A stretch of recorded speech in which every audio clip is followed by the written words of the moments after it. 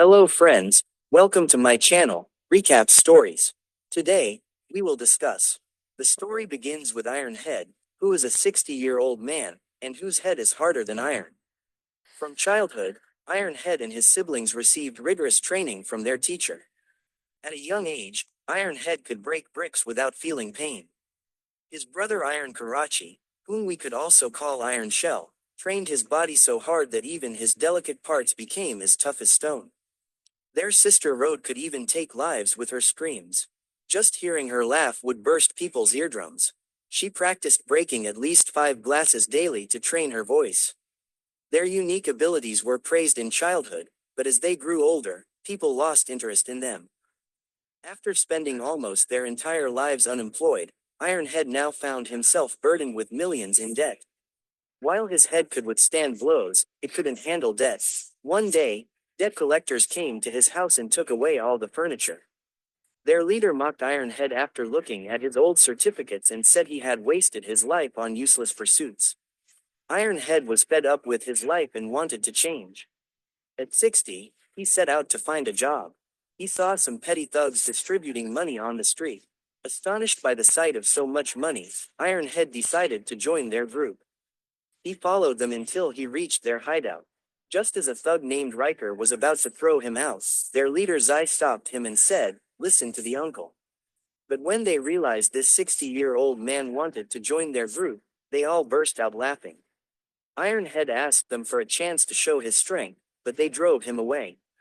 That night, Ironhead's daughter came to meet him, but he was a proud man and didn't want to take money from his daughter. The next morning, he saw Zai's thugs on the street again. He deliberately jumped in front of their car. The thugs picked him up and took him straight to their hideout to avoid police trouble. Finally, seeing his determination, Zai was ready to give him a chance.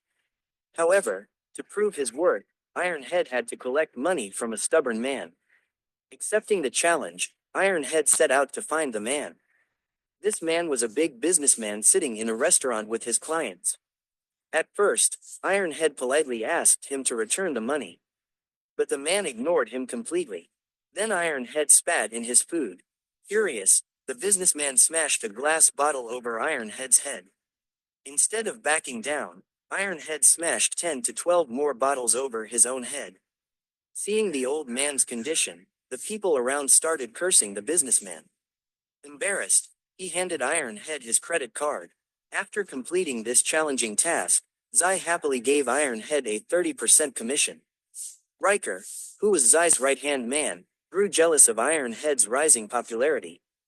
He tried to fill Zai's ears against Ironhead, but it had no effect.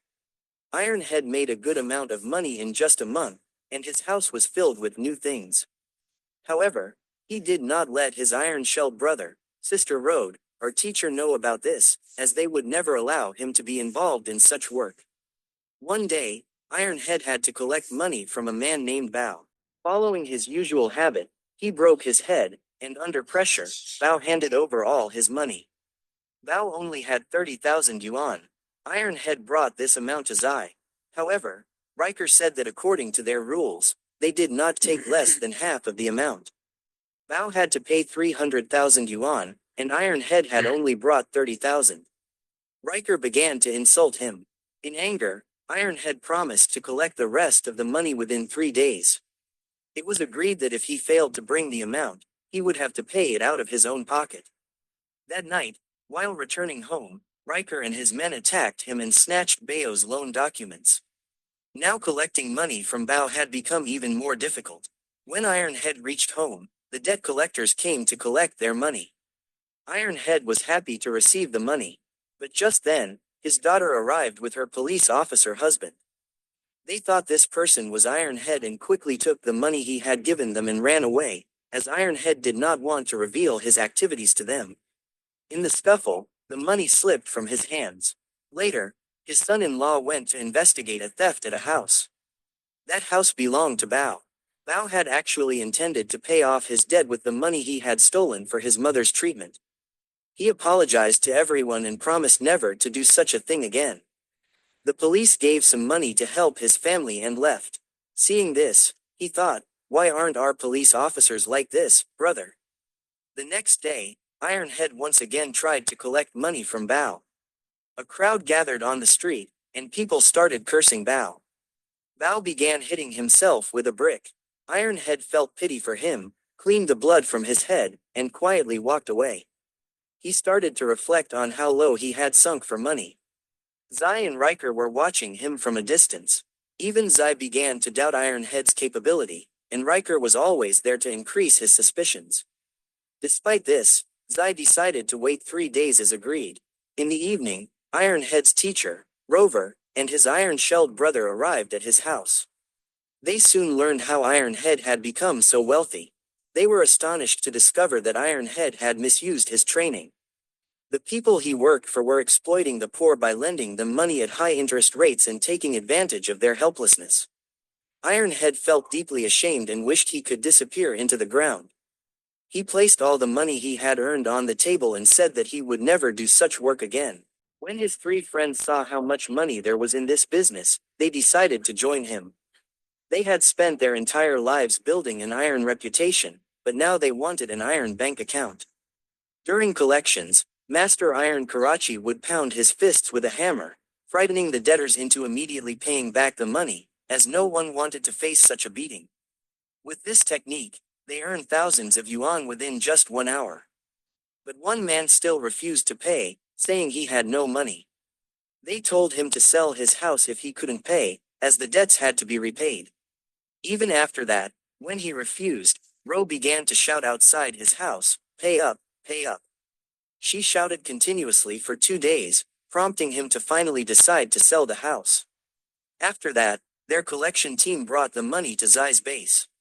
Seeing the money, Zai insulted Riker and made Ironhead his right-hand man. For the next month, they continued collecting like this, and people were so scared of Iron Karachi's hammer technique that they paid up quickly. They earned a lot of money and started living a luxurious life, and soon began training other thugs in collections so they too could work like them. Ironhead threw a grand party on his boat. During this, Zai told them that the gang's top boss had come to town and had invited Ironhead, Zai, and the other thugs into his car to share his plan. The plan was to start lending money to college students and take advantage of their innocence. Ironhead didn't like this idea at all, but he kept quiet out of fear of the boss. The next day, they were sent to collect money from a college girl. When Ironhead saw his companions exploiting the girl's helplessness, he felt ashamed and went to spend some time with his grandson.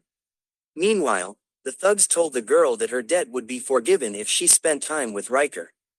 A thug named Link tried to protest, but the boss threatened him into silence. During a trip, Ironhead and his family were walking on a beach when they saw Bao's mother and daughter, who now had nowhere to live. The girl held Ironhead responsible for her family's condition. This led to an argument between Ironhead and the girl, and in anger, his grandson threw a bottle at the girl. But before the bottle could hit her, Ironhead risked his life to save her. This was the first time he had ever bled, and he understood the extent of his wrongdoing. He decided to leave Yan and Zai's shady business. Ironhead sent a message to Link to take care, but found out that Yan's men had beaten him up and kidnapped his grandson. Filled with anger, Ironhead got ready and sent money to Bao's mother so she could buy a house. Ironhead's team arrived at Yan's base with weapons. Seeing all the weapons, the thugs immediately surrendered. However, Brian accidentally pulled the trigger, revealing that all the guns were fake. The thugs captured them and demanded they make an inappropriate video of a girl to ruin their reputation. Ironhead firmly refused, so one thug pointed a gun at his head. Just then, the police raided the base and saved them. The police arrested Yan, Zai, and all the other thugs, freeing the girls from their captivity. Ironhead left this dark business behind and began living with his daughter. Along with Iron Karachi, Roar, and Master, he vowed never to misuse his strength. I request that you help me reach 10,000 subscribers on my channel soon. We hope you all enjoy this video and give it a like. Please subscribe to our channel, and thank you for your kind comments. See you in the next video.